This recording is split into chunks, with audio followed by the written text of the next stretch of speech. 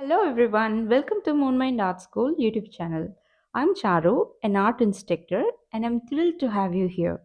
In this brand new series, I'm creating a watercolor painting course for beginners. Today, in my very first video, I'm going to introduce you to the essential tools and materials you will need to start your watercolor journey. If you love exploring creativity, check out my live Zoom classes at Moonmind Art School. First, we have a watercolor paper. I use 100% cotton, 250 GSM or above, cold press papers, A4 or A5 size, individual papers, or sketchbook.